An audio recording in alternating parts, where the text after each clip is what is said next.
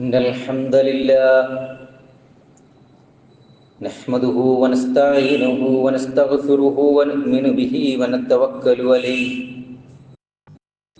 ونعوذ بالله من شرور أنفسنا ومن سيئات أعمالنا من يهده الله فلا مضل له ومن يضلله فلا هادي له أشهد أن لا إله إلا الله وحده لا شريك له وأشهد أن محمدا عبده ورسوله أرسله بالهدى ودين الحق ليظهره على الدين كله ولو كره المشركون اللهم صل وسلم على نبينا محمد وعلى آله وصحبه أجمعين أما بعد فإن خير الحديث كتاب الله وخير الهدي هدي محمد صلى الله عليه وسلم وشر الأمور محدثاتها وكل محدثة بدعة وكل بدعة ضلالة يا أيها الذين آمنوا اتقوا الله حق تقاته ولا تموتن إلا وأنتم مسلمون أعوذ بالله من الشيطان الرجيم بسم الله الرحمن الرحيم إنا أعطيناك الكوثر فصل لربك وانهر إن شانئك هو الأبتر. ബഹുമാനരായ സത്യവിശ്വാസികളെ, വിശ്വാസിനികളെ, ജീവിതത്തിൻ്റെ നിഖില മേഖലകളിലും സൃഷ്ടാവും രക്ഷിതാവുമായ അല്ലാഹുവിൻ്റെ നിയമനിർദ്ദേശങ്ങൾ പാലിച്ച് മുത്തഖികളായി ഭയഭക്തിയുള്ളവരായി ജീവിക്കണമേ എന്ന് എന്നെ നിങ്ങളെയും ഓർമ്മപ്പെടുത്തുന്നു. ശക്തമായ ഭാഷയിൽ വസിയത്ത് ചെയ്യുന്നു. അല്ലാഹു മനുഷ്യർക്ക് നൽകിയിട്ടുള്ള അനുഗ്രഹങ്ങൾ അത് എണ്ണി തിട്ടപ്പെടുത്താൻ കഴിയാത്ത അത്രയുണ്ട്. പ്രവാചകന്മാർക്ക് പ്രത്യേകമായി ചില അനുഗ്രഹങ്ങൾ നൽകിയതായി ഖുർആൻ വിശദീകരിക്കുന്നുണ്ട്. അതിൽ തന്നെ മുഹമ്മദ് നബി സല്ലല്ലാഹു അലൈഹി വസല്ലമക്ക് അള്ളാഹു പ്രത്യേകമായ ചില അനുഗ്രഹങ്ങൾ പ്രദാനം ചെയ്തിട്ടുണ്ട്. ഒന്നുമില്ലാത്ത അവസ്ഥയിൽ നിന്ന് തനി ദരിദ്രനായി പിറന്നു വീണ് ഇതിൽ നിന്നൊക്കെ വ്യത്യസ്തമായി അള്ളാഹു ആ നാമം ഉയർത്തിക്കൊണ്ടുവരികയും ലോകത്തെങ്ങും ആ നാമം പരക്കുകയും അങ്ങനെ തുടങ്ങി ഈ ഭൗതിക ലോകത്തും നാളെ പരലോകത്തും പ്രത്യേകമായ ചില അനുഗ്രഹങ്ങൾ പ്രവാചക തിരുമേനി സല്ലല്ലാഹു അലൈഹി വസല്ലമക്ക് അള്ളാഹു നൽകിയിട്ടുണ്ട്. അങ്ങനെ അള്ളാഹു പ്രദാനം ചെയ്ത ഒരു അനുഗ്രഹത്തെ സൂചിപ്പിച്ചുകൊണ്ടാണ് പരിശുദ്ധ ഖുർആനിലെ 108-ാമത്തെ അധ്യായം സൂറത്തുൽ കൗസർ ആരംഭിക്കുന്നത്. വളരെ സുപരിചിതമായ ഒരു സൂറത്താണ് സൂറത്തുൽ കൗസർ. ഇതിൽ അള്ളാഹു പ്രവാചകൻ സല്ലല്ലാഹു അലൈഹി വസല്ലമക്ക് നൽകിയ ചില അനുഗ്രഹങ്ങൾ എടുത്തു പറയുകയും ആ അനുഗ്രഹങ്ങൾക്ക് പകരമായി അള്ളാഹുവിന് നിർവഹിക്കേണ്ട അതിവിശിഷ്ടമായ 2 ആരാധനാ കർമ്മങ്ങളെ ബോധ്യപ്പെടുത്തുകയും ചെയ്യുന്നു. അള്ളാഹുവിന്റെ അനുഗ്രഹങ്ങൾ ആസ്വദിച്ച് ജീവിക്കുന്ന മനുഷ്യന് ഇതേപോലെ അള്ളാഹുവിന്റെ അനുഗ്രഹങ്ങൾക്ക് പകരമായി നിർവഹിക്കേണ്ട ആ കർമ്മങ്ങളാണ് ഇവിടെ ഉണർത്തുന്നത്. അള്ളാഹു പറഞ്ഞു, ബിസ്മില്ലാ, ഇന്നാ അഅ്തൈനാക്കൽ കൗസർ, പ്രവാചകരെ, താങ്കൾക്ക് നാം അൽ കൗസർ നൽകിയിരിക്കുന്നു. വളരെ വിശദീകരിക്കപ്പെടേണ്ട ഒരു വചനമാണ് കൗസർ എന്നത്. ഖുർആൻ മുഫസ്സിറുകൾ, മലയാളത്തിലുള്ള തഫ്സീറുകൾ പോലും ഈ കൗസർ എന്ന പദത്തിനെ പേജുകളോളം വിശദീകരിച്ചിട്ടുണ്ട്. ഞാനത് വിശദീകരിക്കാൻ നിൽക്കുന്നില്ല. അള്ളാഹു പറഞ്ഞു, ഇന്നാ അഅ്തൈനാക്കൽ കൗസർ, നിനക്ക് നാം കൗസർ എന്ന് പറയുന്ന അതിവിശിഷ്ടമായ പ്രത്യേകമായ ഒരു അനുഗ്രഹം നൽകിയിട്ടുണ്ട്. ഇന്നാ അഅ്തൈനാക്കൽ കൗസർ ഫസല്ലി ലിറബ്ബിക വൻഹർ. അപ്പൊ ഈ അനുഗ്രഹങ്ങൾ നൽകിയത് കൊണ്ട്, ഒരു പ്രത്യേകമായ അനുഗ്രഹത്തെ എടുത്തു പറഞ്ഞുകൊണ്ട് അള്ളാഹു പറഞ്ഞു, ഈ അനുഗ്രഹങ്ങൾക്ക് പകരമായി, ഈ അനുഗ്രഹങ്ങൾക്കുള്ള നന്ദി കൂടിയായിക്കൊണ്ട് ഫസല്ലി ലിറബ്ബിക വൻഹർ. രണ്ട് കാര്യങ്ങൾ അള്ളാഹു പറയാണ് ഇവിടെ. അതുകൊണ്ട് നീ രണ്ട് കാര്യങ്ങൾ നിർവഹിക്കണം. എന്താണ്? ഒന്നാമത്തെ കാര്യം ഫസല്ലി ലിറബ്ബിക, നിന്റെ റബ്ബിന് വേണ്ടി നീ നമസ്കാരം നിർവഹിക്കണം. പ്രവാചക തിരുമേനി സല്ലല്ലാഹു അലൈഹി വസല്ലമയോട് അള്ളാഹു പറയാണ്, ഈ അനുഗ്രഹങ്ങൾക്ക് നന്ദി എന്നോണം നീ റബ്ബിന്റെ മുമ്പിൽ, അള്ളാഹുവിന്റെ മുമ്പിൽ ആ റബ്ബിനോട്, ആ റബ്ബിന്റെ സംതൃപ്തി കരസ്ഥമാക്കാൻ, ആ റബ്ബ് നൽകിയ അനുഗ്രഹങ്ങൾക്ക് പകരമായി ഫസല്ലി, നീ എന്ത് ചെയ്യണം? നമസ്കരിക്കണം, സ്വലാത്ത് നിർവഹിക്കണം. നബി തിരുമേനി സല്ലല്ലാഹു അലൈഹി വസല്ലമയുടെ ജീവിതത്തിലെ സ്വലാത്തിനെ സംബന്ധിച്ച് വളരെ പ്രചാരമുള്ളതാണ്. അള്ളാഹുവിന്റെ റസൂൽ എത്ര നിഷ്ഠയോടു കൂടിയാണ് നമസ്കാരം നിർവഹിച്ചിരുന്നത് എന്ന്. രാത്രി നമസ്കാരം പോലും ദീർഘമായി, രാത്രിയുടെ അധിക സമയത്തും പ്രവാചക തിരുമേനി സല്ലല്ലാഹു അലൈഹി വസല്ലം നിന്ന് നമസ്കരിക്കുമായിരുന്നു. പ്രവാചക തിരുമേനി സല്ലല്ലാഹു അലൈഹി വസല്ലമയുടെ മരണത്തിന്റെ സന്ദർഭത്തിൽ പോലും അള്ളാഹുവിന്റെ റസൂൽ പറഞ്ഞിരുന്ന വാചനം സ്വലാ എന്നാണ്, നമസ്കാരം, അതിനെക്കുറിച്ച് നിങ്ങൾക്ക് ശ്രദ്ധ ഉണ്ടാകണേ എന്ന്. ദീർഘമായി നമസ്കരിച്ച് തന്റെ ശരീരത്തിൽ കാലിൽ നീരി വന്നത് കണ്ട് തന്റെ ഇണയായ പകുതി ആയിഷ റളിയല്ലാഹു അൻഹ ചോദിക്കുന്നുണ്ട്, എന്താ റസൂലേ ഇത്? അതിന് പ്രവാചകന് മറുപടി അഫല അകൂന അബ്ദൻ ശക്കൂറ എന്ന വചനമാണ്.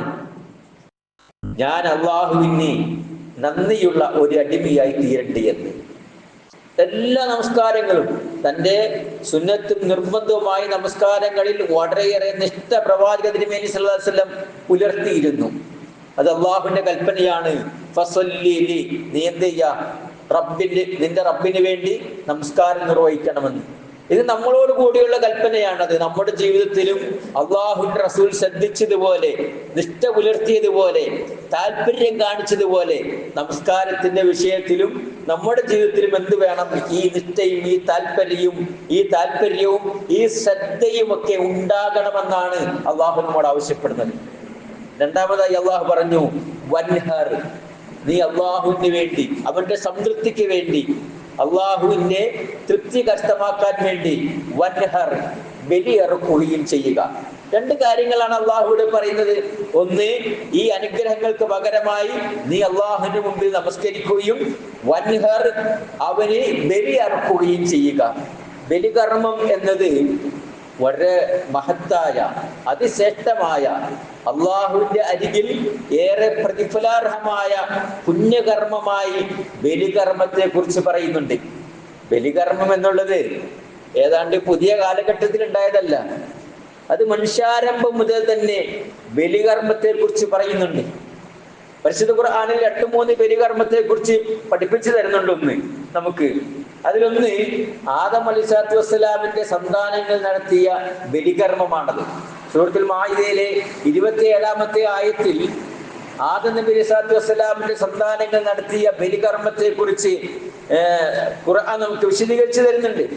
വതുലു അലൈഹിം നബഅ ഇബ്നി ആദം ബിൽ ഹഖ് ഇദ് ഖറബ ഖുർബാനൻ ഫതുഖബ്ബില മിൻ അഹദിഹിമാ വലം യതഖബ്ബൽ മിനൽ ആഖിർ. ആദം അലൈഹിസ്സലാത്തു വസ്സലാമിന്റെ മക്കളായ ഹാബീലും ഖാബീലും അവർ എന്ത് ചെയ്തു? അവർ അള്ളാഹുവിന്റെ സംതൃപ്തി കരസ്ഥമാക്കാൻ വേണ്ടി ബലികർമ്മം നിർവഹിച്ചു. ഇത് ഖറബ ഖുർബാനൻ, ഖുർബാനൻ എന്ന് പറഞ്ഞാൽ ഈ ബലികർമ്മത്തെയാണ് പറയുന്നത്. അപ്പൊ അവർ രണ്ടുപേരും ബലികർമ്മം നിർവഹിച്ചു. ഫതുഖബ്ബില മിൻ അഹദിഹിമാ, അതിൽ ഒരാളുടെ ബലികർമ്മം അള്ളാഹു സ്വീകരിച്ചു.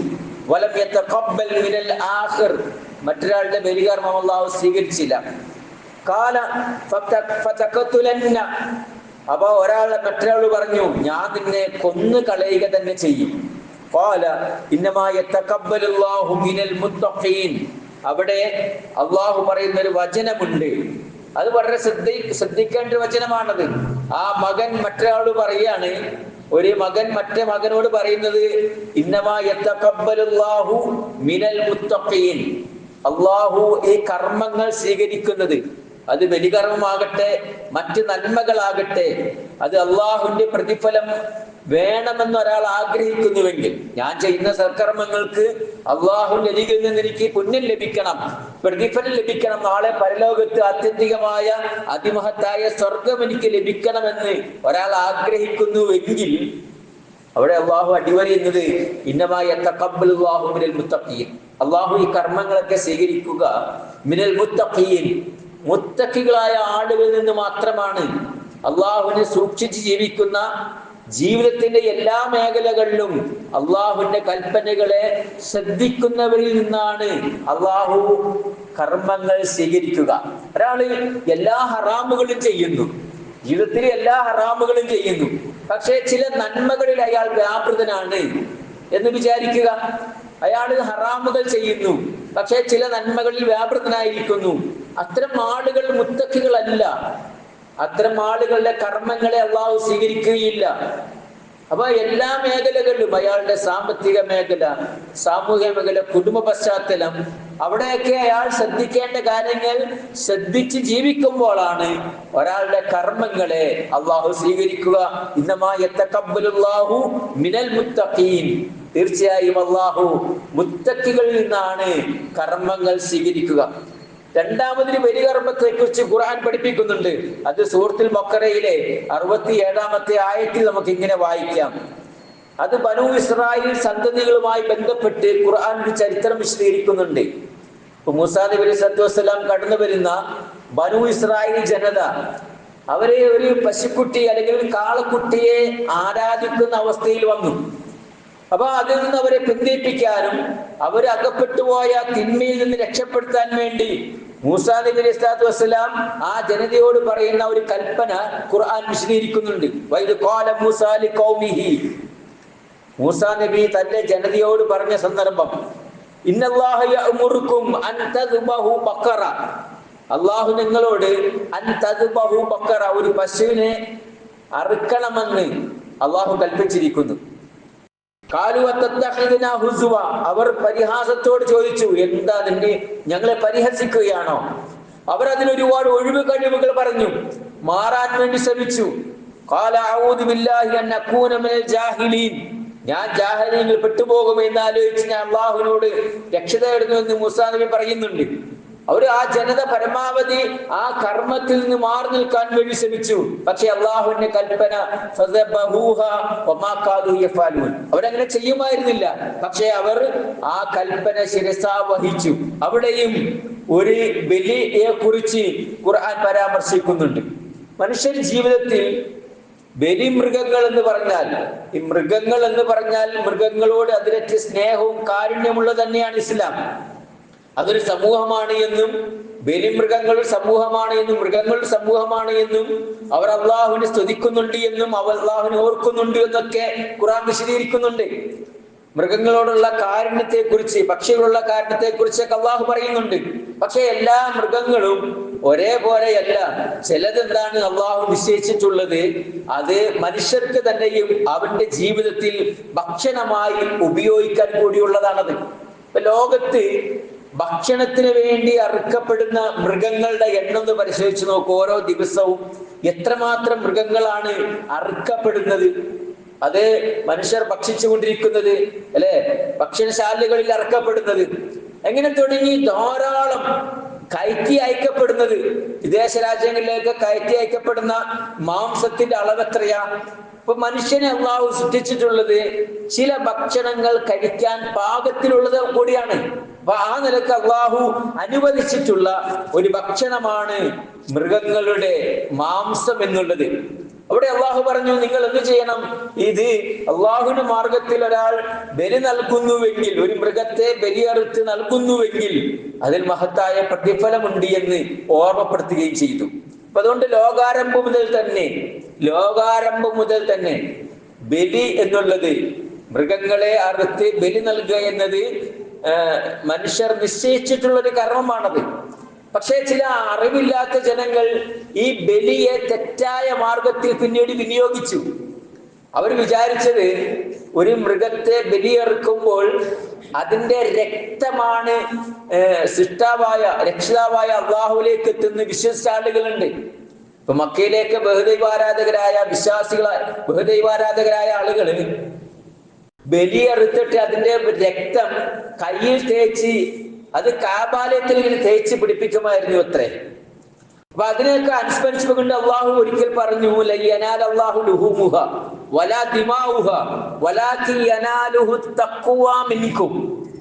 നിങ്ങൾക്ക് ഈ മാംസം നല്ല അള്ളാഹുവിന് വേണ്ടത്.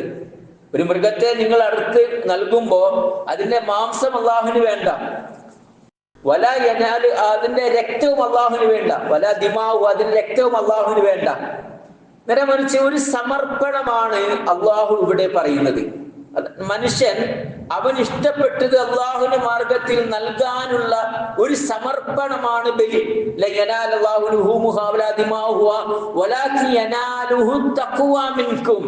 നിങ്ങളുടെ തഖ്വ, നിങ്ങളുടെ സമർപ്പണം, അള്ളാഹുവിന് വേണ്ടി ഞാൻ ബലിയെടുക്കാൻ തയ്യാറായ ആ മനോഭാവം, അതാണ് അള്ളാഹു സ്വീകരിക്കുന്നത്. അള്ളാഹുവിന് അതിന്റെ മാംസം വേണ്ട, അതിന്റെ രക്തം ഒന്നും വേണ്ട. നേരെ മറിച്ച് നിങ്ങളുടെ തഖ്വയാണ് സ്വീകരിക്കപ്പെടുന്നത് എന്ന് അള്ളാഹു ഇവിടെ വിശദീകരിച്ചു. അപ്പൊ രണ്ട് ബലിയെ കുറിച്ച് ഖുർആൻ പറഞ്ഞു. മൂന്നാമത് ഇബ്രാഹിം നബി അലൈഹി സ്വലാത്തു വസ്സലാം നൽകിയ ആ ബലികർമ്മത്തെ കുറിച്ച് ഖുർആൻ നിരവധി ആയത്തുകൾ വിശദീകരിച്ചു. ഇസ്മായിൽ നബി അലൈഹി സ്വലാത്തു വസ്സലാമിന്റെ ത്യാഗ മനസ്ഥിതിയെ കുറിച്ച് പറഞ്ഞു. ഇസ്മായിൽ എന്ന തന്റെ പൊന്നോമകനെ ബലിയറുക്കാൻ തയ്യാറായ ഇബ്രാഹിം നബിയുടെ ത്യാഗ മനസ്ഥിതിയെ കുറിച്ചും ഖുർആൻ വിശദീകരിച്ചു. അള്ളാഹു പറഞ്ഞു, അങ്ങനെ നരബലി അള്ളാഹു നിങ്ങൾക്ക് നിശ്ചയിച്ചിട്ടില്ല. നേരെ മറിച്ച് അള്ളാഹു എന്ത് ചെയ്തു? ഈ അൻആമുകളെ, മൃഗങ്ങളെ അള്ളാഹു നിങ്ങൾക്ക് വേണ്ടി സൃഷ്ടിച്ചിരിക്കുന്നു.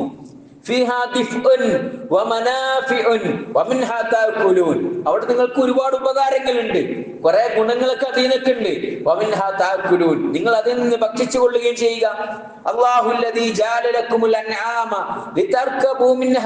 ചില മൃഗങ്ങളെ യാത്രക്ക് വേണ്ടി അള്ളാഹു നിങ്ങൾക്ക് സൗകര്യപ്പെടുത്തി തന്നിരിക്കുന്നു. അള്ളാഹു നൽകിയ അനുഗ്രഹം. ചില മൃഗങ്ങളെ യാത്ര ചെയ്യാൻ വേണ്ടി അള്ളാഹു സൗകര്യപ്പെടുത്തി, അത് അള്ളാഹുവിന്റെ അനുഗ്രഹമായി എണ്ണി. അതിൽ നിന്ന് നിങ്ങൾക്ക് ഭക്ഷിക്കാനും അനുവാദമുണ്ട്. വലക്കും ഫീഹാ മനാഫിഉ, ഒരുപാട് ഉപകാരങ്ങൾ ഈ മൃഗങ്ങളിൽ നിന്നെല്ലാം നിങ്ങൾക്ക് നൽകിയിട്ടുണ്ട് എന്ന് ഖുർആൻ വിശദീകരിക്കുകയും ചെയ്തു. അപ്പൊ മൃഗങ്ങൾ എന്ന് പറഞ്ഞാൽ അവയെ അറുക്കാനും അവയെ ഭക്ഷിക്കാനും ഒക്കെ അനുവാദമുള്ളതിനെ നമുക്ക് എന്ത് ചെയ്യാം? അറുക്കുകയൊക്കെ ചെയ്യാം, ബലി നൽകുകയൊക്കെ ചെയ്യാം. അതിലേറെ പുണ്യമുണ്ട് എന്ന് ഖുർആൻ ഇങ്ങനെ വിശദീകരിക്കുകയും ചെയ്തിട്ടുണ്ട്. അതിൽപ്പെട്ടതാണ് നമ്മൾ എന്ത് ചെയ്യുന്നു? ഒരു കുട്ടി നമ്മളിൽ ജനിച്ചു കഴിഞ്ഞാൽ നമ്മൾ അക്കീഖ അറുത്ത് കൊടുക്കും. പ്രവാചകൻ തിരുമേനി സ്വല്ലല്ലാഹു അലൈഹി വസല്ലം അങ്ങനെ ചെയ്തിട്ടുണ്ട്. തന്റെ മകന് വേണ്ടിയും തന്റെ മകൾക്ക് വേണ്ടിയും ഒക്കെ, തന്റെ ആൺകുട്ടി ഉണ്ടായപ്പോഴും പെൺകുട്ടി ഉണ്ടായപ്പോഴും പ്രവാചകൻ തിരുമേനി സ്വല്ലല്ലാഹു അലൈഹി വസല്ലം അക്കീഖ അറുത്ത് കൊടുത്തിട്ടുണ്ട്. ഒരു കുട്ടി ജനിക്കുമ്പോ ആ കുട്ടിക്ക് വേണ്ടി ആ പിതാവ് ചെയ്യുന്ന ഒരു കർമ്മമാണ് ആ കുട്ടിക്ക് വേണ്ടി അക്കീഖ അറുക്കുക എന്നത്. അതൊരു പുണ്യകർമ്മമാണ്. അതേപോലെ ഹജ്ജിന്റെ വേളയിൽ നമ്മൾ നിർവഹിക്കുന്ന ബലികർമ്മം, അതേപോലെ ഹജ്ജിന് പോകാത്ത ആളുകൾ ദുൽഹജ്ജ് മാസത്തിൽ നിർവഹിക്കുന്ന ബലികർമ്മം, ഇങ്ങനെ വ്യത്യസ്തമായ ബലികർമ്മങ്ങളുണ്ട്. ഈ ബലികർമ്മങ്ങൾക്ക് അള്ളാഹുവിന്റെ അരികിൽ മഹത്തായ പ്രതിഫലമുണ്ട്. അതാണ് ഖുർആൻ വിശദീകരിച്ചത്. ഫസല്ലി ലിറബ്ബിക വൻഹർ, നീ രക്ഷിതാവിന് വേണ്ടി നമസ്കരിക്കുകയും അള്ളാഹുവിന് വേണ്ടി ബലി അർക്കുകയും ചെയ്യുക. അവിടെ ഖുർആൻ എടുത്തു പറയുന്ന ഒരു വചനം കൂടിയുണ്ട്, ഇന്ന ശാനിഅക ഹുവൽ അബ്തർ. ആ സൂറത്ത് അവസാനിക്കുന്നത് അങ്ങനെയാണ്. മക്കയിലെ ബഹുദൈവ ആരാധകർ പ്രവാചകൻ തിരുമേനി സ്വല്ലല്ലാഹു അലൈഹി വസല്ലമയുടെ ഈ ദഅവത്ത് കണ്ട് വല്ലാതെ അത്ഭുതപ്പെട്ടു പോയ ഒരു സന്ദർഭമുണ്ട്.